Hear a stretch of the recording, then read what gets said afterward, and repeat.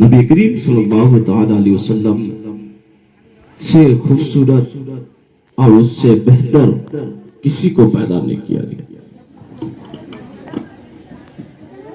کتنے لوگ نبی کریم صلی اللہ تعالی علیہ وسلم کا چہرہ دیکھ کر کے ایمان لے آیا کرتے تھے۔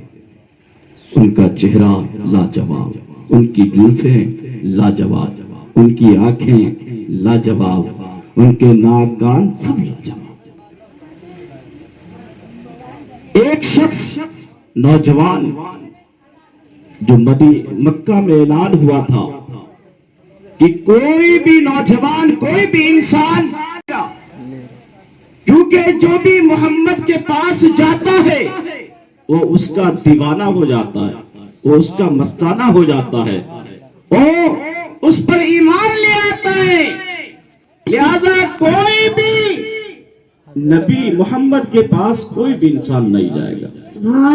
یہ اعلان ہوا مکہ میں کہ ایک نوجوان نے غور کیا کہ آخر اس انسان کے اندر کیا ہے جسے لوگ دیکھنے سے اس کے محبت میں مبتلا ہو جاتا ہے، اس کا دیوانہ ہو جاتا ہے۔ آخر وہ کیسا انسان ہے، آخر اس کو انسان کیا ہے کہ جس کے دیکھنے سے وہ دیوانہ ہو جاتا ہے، اس کا مستانہ ہو جاتا ہے۔ اب وہ نوجوان کو طرف بڑھی نبی کے چہرہ دیکھنے کے لیے۔ اب روز مسجد نبوی پہنچ کر کے چھپ چھپ کر کے نبی کا چہرہ کا دیدار کرتا تھا، روز چھپ چھپ کر کے نبی کا جلوہ دیکھا کرتا تھا۔ لوگوں کو معلوم ہوا اور شکایت ہوئی کہ فلاں شخص کا لڑکا نبی کریم صلی اللہ علیہ وسلم کے چہرے انور کو دیکھنے کے لیے جاتا ہے، انہیں دیکھنے کے لیے جاتا ہے، انہیں روکا جائے۔ اللہ اکبر! جب اس بچے کے باپ کو معلوم ہوا، وہ بادشاہ تھا، سخی تھا، مالدار تھا، سردار تھا، وہ اپنے بیٹے کو بلا کر پکار کر کہتا ہے، بیٹے بتاؤ تو صحیح، کیا تو مسجد نبی میں محمد کا چہرہ دیکھنے کے لیے جاتا ہے؟ کہا ہاں میں جاتا ہوں، ان کا چہرہ دیکھنے کے لیے میں چھپ چھپ کر کے ان کا چہرہ دیکھتا ہوں۔ کہا کیوں جاتے ہو؟ کہا اچھا لگتا ہے، میں سوچ رہا تھا جب مکہ میں منع ہوا کہ ان کے پاس کوئی نہیں جائے گا، جو اس کے پاس جاتا ہے اس کا دیوانہ ہو جاتا ہے، اس کا مستانہ ہو جاتا ہے۔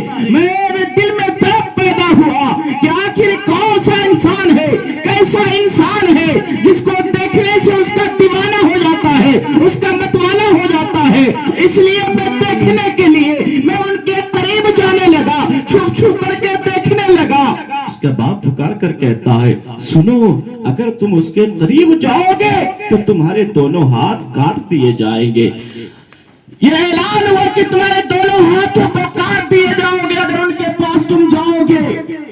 اب بھی وہ نوجوان تیار نہیں ہے، بات ماننے کو تیار نہیں ہے۔ وہ نوجوان پھر بھی نبی کا چہرہ چھپ چھپ کر کے جا کر کے دیکھ رہا ہے۔ پھر لوگوں کو معلوم ہوا، پھر لوگوں نے دیکھا، پھر شکایت کی اس کے باپ سے۔ پھر اس کے باپ نے کہا، اے میرے بیٹے، اگر تم نہیں مانو گے تو تمہارے دونوں پیر کاٹ دیے جائیں گے، اس لیے تمہارے پیر جب کٹ جائیں گے تو پھر تم نہیں جا سکو گے۔ مان جاؤ، اگر نہیں مانتے ہو تو تمہارے دونوں پیر کاٹ دیے جائیں گے۔ لیکن وہ دیوانہ، وہ مستانہ اب بھی اس کے دل میں تڑپ ہے اور نبی کا جلوہ دیکھنے کے لیے روز پہنچ جاتا، نبی کا دیدار کرنے کے لیے پہنچ جاتا، مسجد نبوی جا کر کے چھپ چھپ کے نبی کا جلوہ دیکھتا، نبی کا چہرہ دیکھتا۔ پھر لوگوں کو معلوم ہوا، پھر شکایت ہوئی ان کے باپ سے۔ پھر ان کے باپ نے کہا، سنو، اب اگر تم ان کے پاس جاتے ہو تو ہاتھ نہیں، پیر نہیں کاٹوں گا، بلکہ تمہاری دونوں آنکھیں نکال لوں گا، تمہاری دونوں آنکھیں نکال لوں گا۔ اب وہ انسان، وہ نوجوان مجبور ہو گیا کہ ہاتھ کٹ جاتے تو میں اپنی آنکھوں سے جا کر کے دیکھ لیتا، پیر کٹ جاتے پھر بھی کسی طریقے سے پہنچ کر کے میں اپنی آنکھوں سے ان کا دیدار کر لیتا، لیکن اگر آنکھیں نکال دی جائے گی تو پھر میں کیسے دیدار کروں گا؟ آنکھیں نکال دی جائے گی تو پھر نبی کا چہرہ کیسے دیکھوں گا؟ اللہ اکبر! اب وہ مجبور ہو جاتا ہے، وہ نہیں جانے لگتا ہے، اپنے گھر میں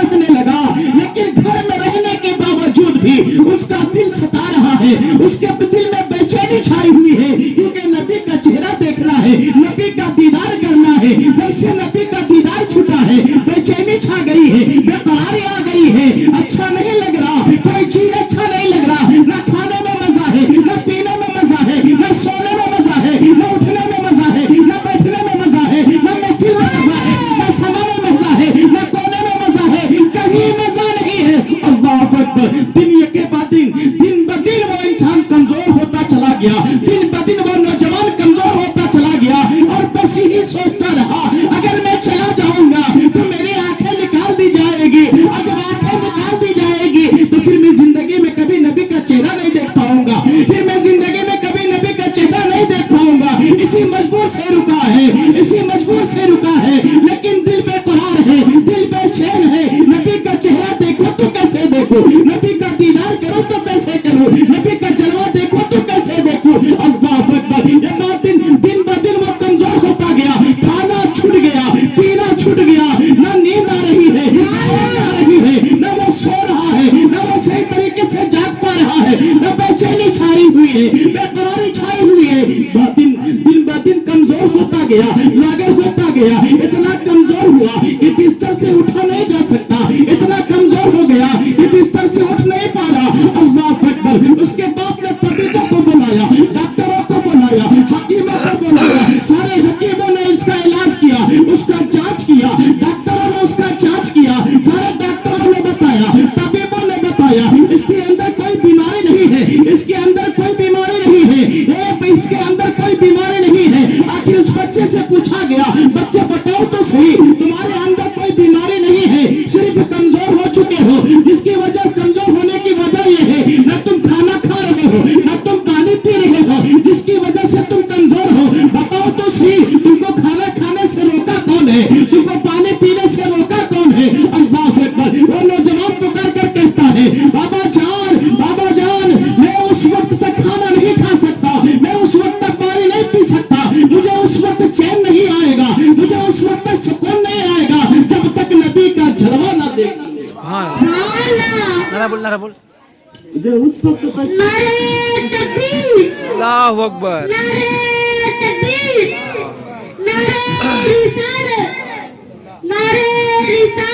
یا رسول اللہ۔ نبی کا جلوہ نظر نہیں آئے گا، میں اس وقت میں کچھ کھا پی نہیں سکتا۔ اللہ اکبر۔ اس کا باپ کہتا ہے، بتاؤ تو صحیح اگر تجھے کوئی چیز کی ضرورت ہے تو بتاؤ، میں سخی ہوں، میں مالدار ہوں، میں بادشاہ ہوں، میں سردار ہوں، دنیا کے کسی بھی کونے میں وہ سامان ملتا ہو تو میں لے آ کر کے تمہارے قدموں میں رکھ دوں گا۔ بتاؤ تم کو کس چیز کی ضرورت ہے، سونے کی ضرورت ہے، چاندی کی ضرورت ہے، زہر کی ضرورت ہے، کیا چیز کی ضرورت ہے؟ بتاؤ کیا چاہیے تجھے، کس چیز کی ضرورت ہے، کس کے وجہ سے تو نے کھانا روکا ہے، کس کے وجہ سے تو نے پینا روکا ہے؟ بتاؤ تو صحیح کون سی چیز چاہیے؟ میں سخی ہوں، میں غنی ہوں، میں مالدار ہوں، میں بادشاہ ہوں، میں سردار ہوں، ہر دنیا کے ہر جس کونے میں ملتا ہوگا اس کونے سے میں اٹھا کر لاؤں گا۔ اللہ اکبر۔ وہ نوجوان پکار کر کہتا ہے، بابا جان مجھے کوئی چیز کی ضرورت نہیں ہے، نہ کسی حسین کی ضرورت ہے، نہ کسی جمیل کی ضرورت ہے، نہ مجھے سونے کی ضرورت ہے، نہ مجھے چاندی کی ضرورت ہے، نہ مجھے جوہر کی ضرورت ہے، نہ کوئی چیز کی، کوئی اشیاء کی ضرورت نہیں ہے۔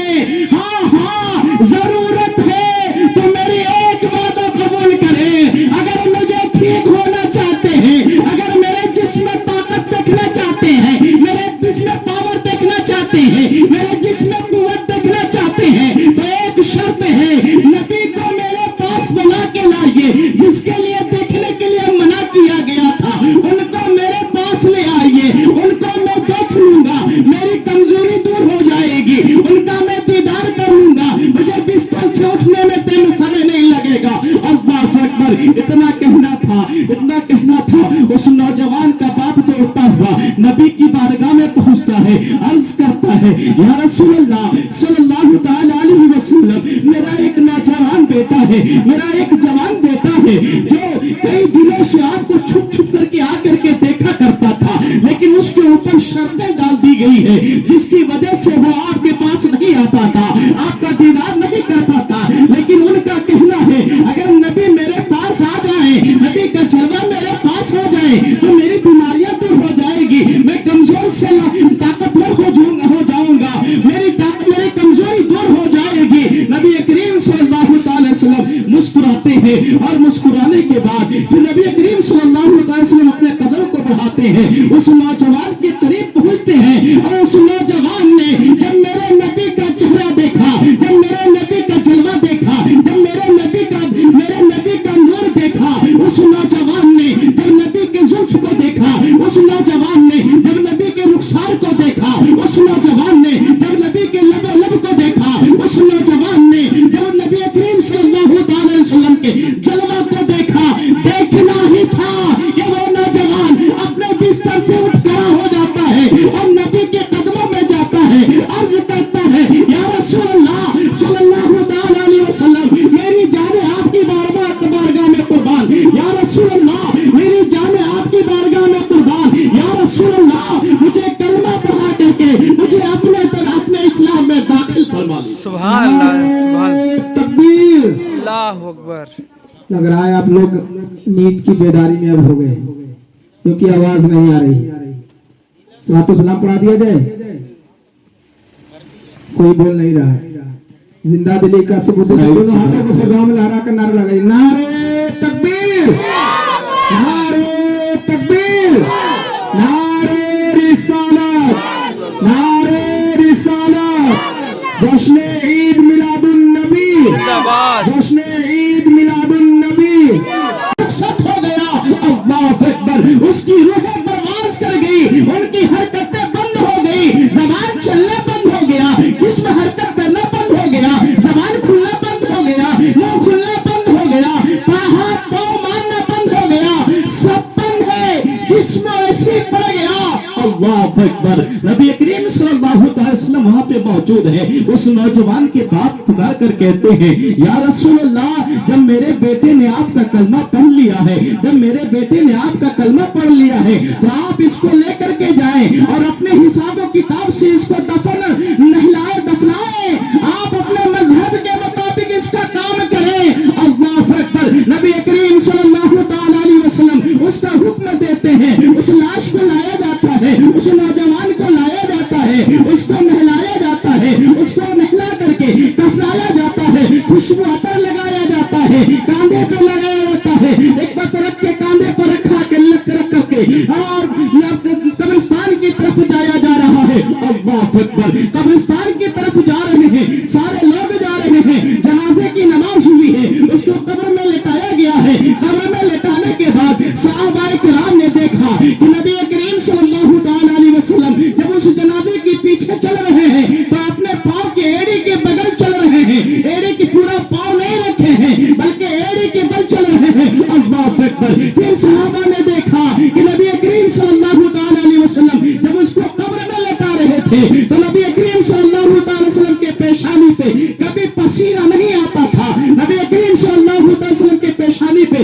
کبھی پسینہ نہیں آتا تھا, لیکن اس دن, اس وقت, اس سمے نبی کریم صلی اللہ تعالی وسلم کے پیشانی پہ پسینہ آیا. صحابہ نے دیکھا, بعد تکفین صحابہ نے عرض کیا یا رسول اللہ صلی اللہ تعالی علیہ وسلم, میرے ماں باپ آپ پر قربان جائیں, یا رسول اللہ صلی اللہ تعالی علیہ وسلم, جب بھی کسی کی بھی جنازے میں آپ چلتے تھے تو ہم لوگوں نے دیکھا کہ پورے قدم کے تلوے کو زمین پر رکھ کر کے چلا کرتے تھے, لیکن یا رسول اللہ صلی اللہ علیہ وسلم آج کا ماجرا کیا ہے, آج کا مطلب کیا ہے, آج کا مقصد کیا ہے کہ آپ اپنا پورا قدم رکھ کر کے نہیں چل رہے تھے, آپ اپنا تلوا زمین پر رکھ کے نہیں چل رہے تھے بلکہ اپنے پیروں کے انگوٹھے کے بل چل رہے تھے. یا رسول اللہ اس کا ماجرا کیا ہے, اس کا مطلب کیا ہے؟ نبی کریم صلی اللہ علیہ وسلم ارشاد فرماتے ہیں اے صحابہ, ہاں تم صحیح کہہ رہے ہو, میں اپنے قدم کے پورے پاؤں کو زمین پہ نہیں رکھا بلکہ اپنے قدم کے انگوٹھے کے بل چل رہا تھا.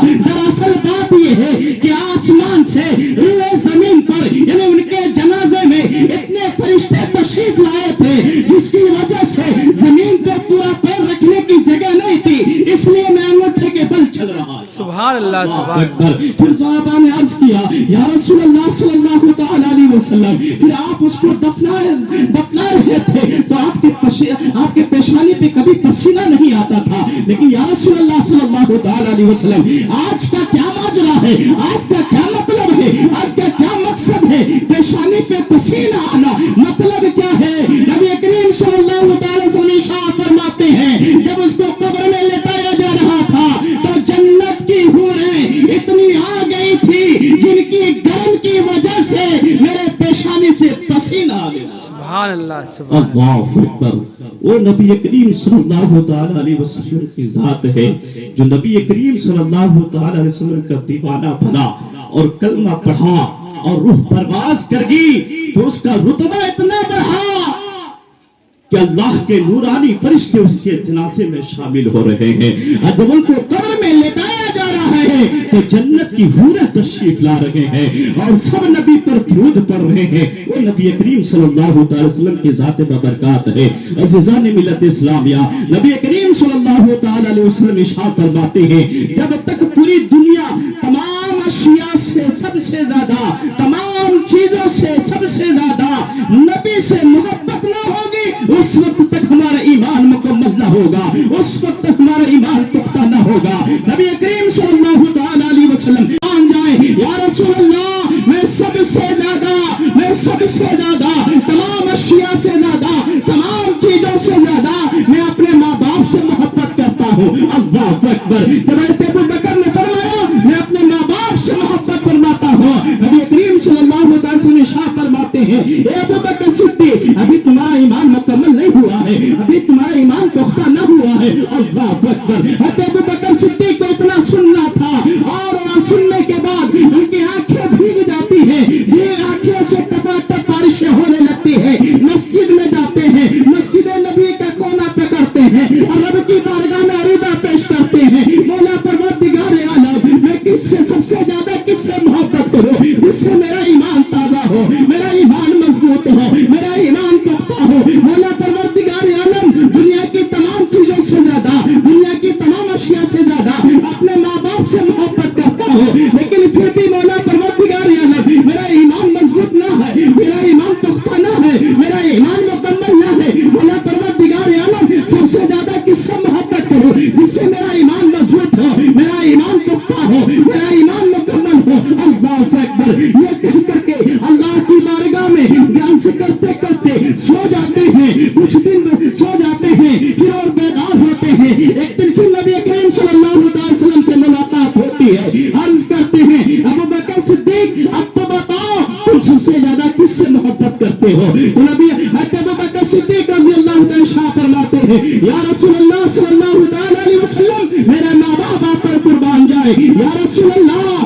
میں تمام اشیاء سے زیادہ حتیٰ کہ اپنے ماں باپ سے بھی زیادہ میں آپ سے محبت کرتا ہوں۔ اتنا کہنا تھا نبی کریم صلی اللہ علیہ وسلم ارشاد فرماتے ہیں اے ابو بکر صدیق اب تمہارا ایمان مکمل ہوتا ہے، اب تمہارا ایمان پختہ ہوا، اب تمہارا ایمان مضبوط ہوا۔ تو اس حدیث پاک سے پتا چلا کہ جب تک تمام چیزوں سے زیادہ، تمام اشیاء سے زیادہ، تمام سب اپنے ماں باپ سے بھی زیادہ جب تک نبی کریم صلی اللہ تعالی وسلم سے محبت نہ ہوگی اس وقت میرا ایمان مکمل نہ ہوگا۔ ایمان مضبوط کرنے کے لیے، ایمان پختہ کرنے کے لیے، ایمان مکمل کرنے کے لیے تمام اشیاء سے زیادہ، تمام چیزوں سے زیادہ، ہر چیزوں سے زیادہ اپنے نبی سے محبت کرنی ہوگی۔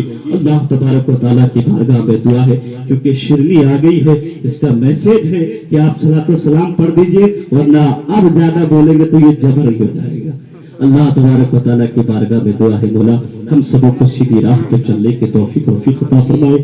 استغفر اللہ ربی من کل ذنب و اتوب الیہ وما علینا الا البلاغ۔ السلام علیکم۔ کھڑے پر صلاۃ